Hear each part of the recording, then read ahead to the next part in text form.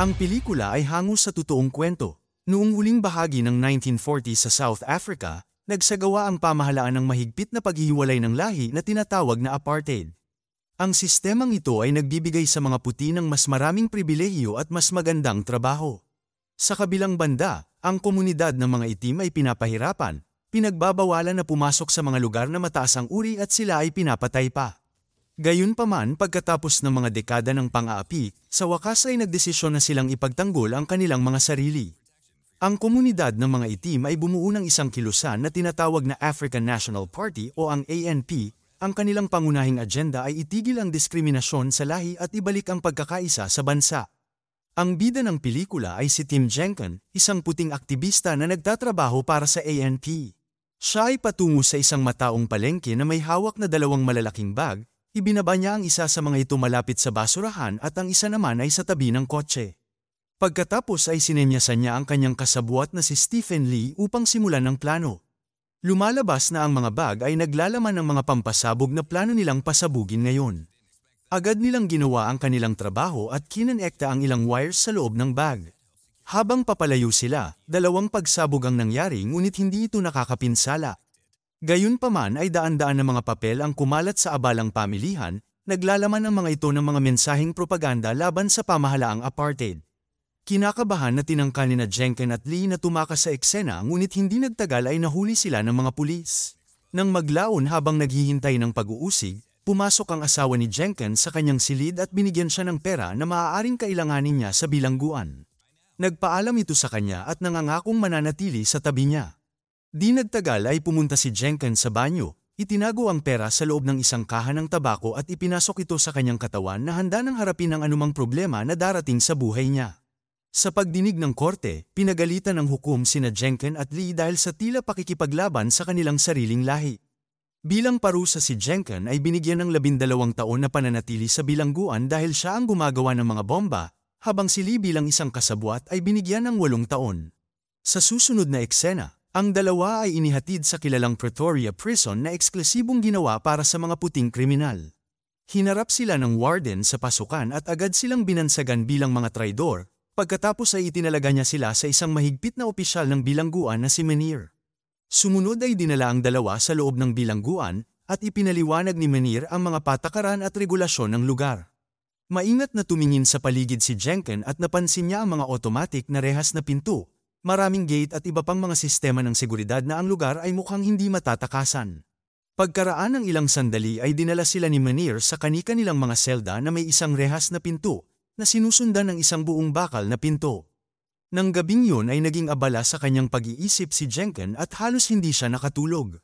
Kinaumagahan sa oras ng almusal, naglalakad siya sa bulwagan ng kantin hanggang sa dinala siya sa isang tabi ng isang matandang lalaki na nagngangalang Dennis Goldberg. Si Dennis ay isang senior na aktivistang pampulitika na nahuli din dahil sa pagprotesta laban sa apartheid. Sa kasalukuyan, siya ay nagsisilbi ng habambuhay na pagkakakulong. Hindi nagtagal ay sumama na rin sa kanila si Lee at nagkaroon ng interesanteng pag-uusap ang tatlo tungkol sa kani-kanilang sitwasyon. Samantala, isang French-Australian na bilanggo na si Leonard ang makikitang nakikinig sa kanilang pag-uusap. Isang araw sa oras ng ehersisyo, ipinaalam ni Dennis sa kanyang mga bagong kaibigan ang layout ng bilangguan. Ang mga dingding ay 32 talampakan ang taas, ang mga searchlight ay sumasakop sa bawat pulgada ng bakuran, ang mga bakod ay matalas, at higit sa lahat ay mayroong mga sniper sa bubong anumang oras. Sa madaling salita, pinayuhan niya sila laban sa pagtatangkang tumakas dahil halos imposible ito. Ibinunyag din ni Dennis na marami ang nagtangka na tumakas noong nakaraan, ngunit lahat ay nabigo. Pagkaalis niya ay nilapitan ni Leonard ang dalawa at binanggit na palaging pinipigilan ni Dennis ang mga bagong bilanggo na tumakas gayunpaman, alam niya sa kanyang sarili na ito ay napaka-posible. Kaya naman iminungkahi ni Leonard na tutulungan niya sila, at bilang kapalit ay gusto niyang mapasama sa kanilang plano. Maya-maya ay inilabas ni Jenkin ang kaha ng tabako na naglalaman ng pera at ibinigay ito kay Dennis, itinago ito ng huli sa loob ng toothpaste na tinitiyak na hindi ito mapupunta sa maling kamay. Lumipas ang 23 araw at nagsimulang maging normal ang buhay para sa kanila. Nang gabing yun sa kanyang selda ay sinindihan ni Jenkin ang isang matchstick at tumingin sa keyhole sa rehas, sinusubukan na humanap ng depekto dito. Lumipas ang mga araw at nahuhumaling si Jenkin sa paghahanap ng solusyon, At isang gabi ay may biglang pumasok sa isip niya. Gumamit siya ng papel para sukatin ang lalim ng keyhole at pati na rin ang haba nito. Pagkatapos ay nagplano si Jenken na gumamit ng kahoy upang maghanda ng pansamantalang susi. Kinabukasan sa shower ay sinabi niya ang ideya sa kanyang mga kasama. Naniniwala si Leonard na hindi ito ay epekto, ngunit ang dalawa ay tiniyak sa kanya na ito ay epektibo. Sinabi ni Jenken na makakakuha siya ng kahoy mula sa pagawaan, ngunit una ay kailangan muna niyang obserbahan ang orihinal na mga susi. Maya-maya sa kantin ay sinimulan ng mga lalaki ang kanilang plano, nagdulot ng kaguluhan si Leonard at nang dumating si Menhir upang suriin sila ay pinagmasdan ni Jenken ang hugis ng mga susi. Mula sa araw na yun ay hindi na niya pinalampas ang pagkakataon na obserbahan ang mga susi, maging sa harapan ng bakuran o sa panahon ng pagpupulong sa umaga.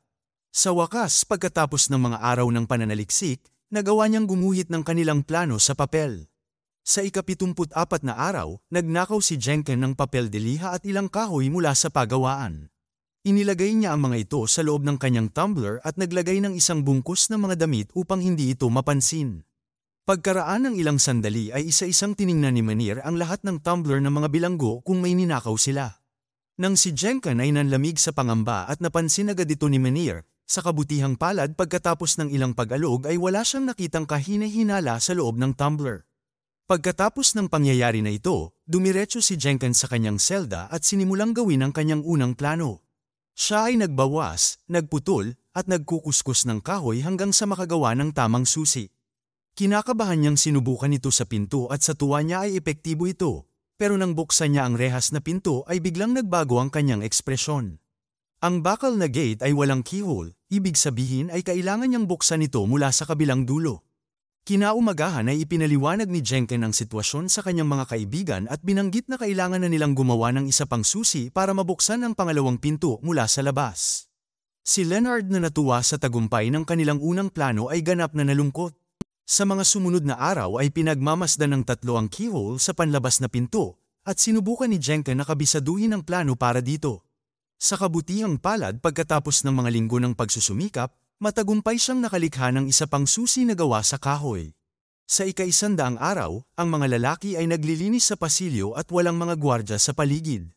Ginamit ni Jenken ang pagkakataong ito para subukan ang kanyang bagong susi, hindi ito kasing ayos noong una kaya kiniskis niya ito para maging mas makinis. Nagkasya ang susi at bumukas ang pinto na labis na ikinatuwa ng lahat, gayunpaman, nang sinubukan ni Jenken na kuhanin ay naputol ito. Nagdulot ito ng gulat sa mga lalaki at ang mas malala pa, isang gwardya ang nagsimulang lumapit sa pasilyo.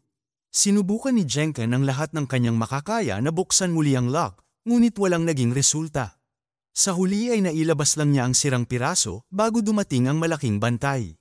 Sa sumunod na eksena pagkatapos makapasok ng lahat ng mga bilanggo sa kani-kanilang mga selda, dumating si Menhir para sa isang regular na pagsusuri. Napansin niyang nakalabas na ang lock ng pinto ni Jenken. Ngunit hindi niya ito masyadong inisip at pasimpleng isinara ang pinto kaya sa loob ay nakahinga ng maluwag si Jenken. Sa ika-142 araw, nagtipon ang tatlo sa isang silid at pinag-usapan kung paano mabubuksan ang bakal na gate mula sa labas. Iminungkahi ni Leonard na gumamit ng isang tali ngunit mabilis itong ibinasura ng dalawang lalaki na nagsasabing hindi ito maaaring magamit. Pagkaraan ng ilang sandali ay tumingin si Lee sa isang walis at isang ideya ang pumasok sa kanyang isipan. Dinala niya ito sa labas at sinimulang sukatin ang distansya mula sa bintana hanggang sa pinto at nalaman nila na ilang pulgada lang ang pagitan nito. Kinabukasan habang nasa workshop si Jenken ay napansin niya ang isang sewing machine, mabilis siyang pumunta sa kanyang selda at bumuo ng katulad nito na mekanismo na pagkatapos ay ikinabit sa kahoy na panglinis. Nang gabing yun ay inilagay ni Jenken ang susi na gawa sa kahoy sa ibabaw ng panglinis at sinubukan ito. Epektibo ang plano dahil matagumpay niyang nabuksan ang gate. Gayunpaman nang sinubukan niyang bunutin ito, nahulog ang susi sa sahig. Halos atakihin sa puso si Jenken ngunit hindi siya sumuko. Nagdikit siya ng bubble gum sa ibabaw ng panglinis at ginamit ito para kunin ang susi pabalik sa kanyang selda. Kinabukasan sa oras ng kanilang pagkain, tuwang-tuwa niyang ibinunyag sa kanyang mga kaibigan kung paano niya nabuksan ang magkabilang gate. Nais ngayon ni Jenken na siyasatin ang iba pang mga lugar ng bilangguan upang magpatuloy sila sa susunod na hakbang. Habang nangyayari ang lahat ng ito ay binabantayan sila ni Dennis. Muli niyang sinabihan si Jenken na huwag nang ituloy ang plano ngunit nakapagdesisyon na ang huli. Ika-206 na araw, Ilang bagong pader ang itinayo sa paligid ng lugar ngunit ang nakagawian ay nananatiling pareho. Sa tuwing sila ay lalabas, ang tatlong lalaki ay nagsisikap na suriin ang mga nakapaligid na lugar. Nagawa pa ni Jenken na makipagkasundo sa janitor, gusto niya ang construction map ng kulungan at bilang kapalit ay magbibigay siya ng mga sabon at sigarilyo. Naganap ang pagpapalitan sa basurahan na sa kabutihang palad ay nagawa ito ni Jenken nang hindi napapansin. Sa ika-296 na araw ay gumawa sila ni Leonard ng tela na mukhang tao sa kanilang kama bago lumabas ng kani-kanilang mga selda sa gabi. Maingat silang bumaba sa hagdan hanggang sa makarating sila sa isa pang rehas na gate. Pinili ni Jenken ang gabi na yun dahil naka-duty ang malaking bantay, dahil sa sobrang katabaan ng kanyang katawan ay mabagal siya at tamad. Sa kabila nito ay kinakabahan ng mga lalaki, pawis na pawis sila sa bawat segundo na lumilipas. Ngunit sa kabutihang palad ay nagawa nilang buksan ang gate sa tamang oras, bago pa tumayo ang bantay mula sa kanyang upuan dahil oras na ng kanyang pagpapatrol. Nang marinig nila ang kanyang pagdating ay nagtago sila sa silid ng imbakan at halos nahirapan na isara ang pinto. Nang mawala na ang bantay ay lumabas sila at ipinagpatuloy ang kanilang plano. Nagawa ni Jenken na buksan ang isa pang pinto. Ngunit bago pa niya masubukan ang isa pa ay umubo si Lee sa itaas senyales na natapos na ng bantay ang kanyang pagpapatrol kaya naman muling nagtago sina Jenken at Leonard sa silid ng imbakan. Habang papunta sa kanyang silid ay napansin ng gwardya ang mga patak ng pawis sa sahig, ngunit hindi niya ito masyadong inisip. Pagkaalis niya, ang dalawa ay bumalik sa itaas at sa loob ng kanyang selda ay binaklas ng nasa sabik na si Jenken ang kanyang mga susi sa ilang piraso. Itinago ang mga ito sa loob ng kanyang baso pagkatapos ay natulog na siya na umaasang makakatakas at makikita ang kanyang pinakamamahal na asawa sa lalong madaling panahon. Kinaumagahan ay pumasok ang warden sa selda at ginising si Jenken. Ang huli ay nakatulog na lampas sa alarma sa umaga. Nagagalit siyang tinanong ng warden kung bakit siya nasobrahan sa tulog, ngunit humingi lamang ng tawad si Jenken. Kaya naman ang kanyang selda ay sinuri ng warden at ng mga gwardya. Sa proseso ang tasa sa kanyang istante ay bumagsak at ang lahat ng mga kahoy na bahagi ng mga susi ay lumabas. Kinuha ng warden ang isa sa mga ito at nagagalit na nagtanong kung ano yun. Si Jenken na naninigas dahil sa pangamba ay kinakabahan na sinabi na ginawa niya ito bilang isang photo holder. Nakapagtataka dahil naniwala ang warden at lumabas ng silid, ngunit binalaan niya muna si Jenken na mag-ingat sa susunod. Nang gabing yun ay nagkaroon ng panic attack ang ating henyong bida kaya nahihirapan siyang makatulog gayunpaman. Isinalaysay niya na ang bawat mahirap na sitwasyon ay nagtuturo ng mga bagong bagay. Kaya mula sa sumunod na umaga ay sinimulan niyang itago ang mga susi sa iba't ibang lugar ng bilangguan, sa loob ng library, sa canteen, at maging sa basurahan. Isang araw ay nagawa rin nilang magnakaw ng mga damit ng sibilyan sa labahan. Sa buong panahon na ito ay hindi naglilinis o nagsisipilyo ng ngipin si Jenken, umaasa na magkakaroon siya ng impeksyon. Pagkalipas ng ilang linggo ay nakakuha siya nito, at nang dalhin siya ni Menir sa doktor ay siniyasat niya ang automatic gate. Bisperas ng Pasko at ginawa na ng grupo ang lahat ng kinakailangang paghahanda. Sa loob ng isang silid ay isiniwalat nila ang kanilang detalyadong plano kay Dennis at sa kanyang mga kaibigan. Nakagawa sila ng 39 na susi na may iba't ibang hugis at sukat para sa 15 pinto na kailangan nilang lampasan gayunpaman. Tumanggi si Dennis na sumama sa kanila na sinasabing kahit na tumakas sila ay wala silang mapupuntahan. Kaya naman ibinalik niya ang pera kay Jenken na nakatago sa loob ng toothpaste. Nang maglaon, ang warden ay nagsagawa ng pagsusuri sa lahat ng mga selda kabilang ang kay Jenken. Binaligtad niya ang buong gamit sa lugar ngunit wala siyang nahanap na kakaiba. Sa gabi pagkaalis ng lahat ng mga opisyal, lumabas sina Jenken, Leonard at Lee sa kanilang mga selda at sinimulan ang kanilang planong pagtakas. Bago umalis sa pasilyo ay tinanong ni Jenken si Dennis sa huling pagkakataon kung gusto niyang sumama sa kanila. Ngunit muling nakatanggap ng hindi bilang tugon. Kasunod nito ay tinipon ng mga lalaki ang lahat ng mga susi na nakatago sa iba't ibang sulok ng bilangguan, pagkatapos ay nagbihis sila ng damit pang sibilyan at bumaba. Sa oras na yun ay bigla silang nakarinig ng mga yabag, ang malaking gwardya na dahan-dahan na lumalapit sa kanila. Mabilis na nagtago ang mga lalaki sa loob ng imbakan at nanginginig sa kaba habang hawak nila ang pinto. Maya-maya ay dumating ang bantay at napansin na bahagyang umuuga ang pinto. Ngunit bago niya maayos ay namatay ang kuryente. Lumilitaw na nagdulot ng short circuit si Dennis sa pamamagitan ng pagsira sa kanyang ilaw. Siya at ang iba pa ay nagsimulang sumigaw sa bantay, umaasa na maaabala nila siya. Ang plano ay epektibo at ang malaking bantay ay nag-aatubili na umakyat sa itaas. Walang pag-aaksaya ng oras na lumabas ang tatlo sa silid ng imbakan at nagmamadaling pumunta sa katabing pinto. Sa kanilang pagtutulungan at pagnanais na makasama muli ang kanilang mga pamilya ay nagawa nilang buksan ang mga pinto ng sunod-sunod. Nang oras na para sa automatic gate, mabilis na pumunta si Leonard sa silid ng admin at matagumpay na nabuksan ito sa pamamagitan ng pagpindot sa isang pindutan. Lahat ay nangyayari ayon sa kanilang plano at sa huli ay narating nila ang huling pinto. Ang pintuan na naghihiwalay sa kanila sa kalayaan. Gayunpaman sa kanilang pagkabahala, wala sa mga susi ang gumagana. Napuno sila ng pangamba dahil ang ilang buwan nilang pagpaplano at pagsusumikap ay mabibigo lang dahil sa nag-iisang lock. Iminungkahi ni Jenken na bumalik sila sa kanilang mga selda ngunit hindi pa handa si Leonard na sumuko ng ganoon kadali. Inilabas niya ang kanyang kagamitan at sinimulang tusukin ang lock ng pinto. Gumagawa ito ng ingay kaya natatakot si Jenken na baka mahuli sila. Pero laking tuwa niya nang gumana talaga ang plano, nagawa ni Leonard na sirain ang lock at tuluyang bumukas ang pinto. Ang huling balakid ay ang sniper sa tore gayunpaman, dahil sila ay nakasuot ng pangsibilyan na damit ay kumpiyansa silang lumabas.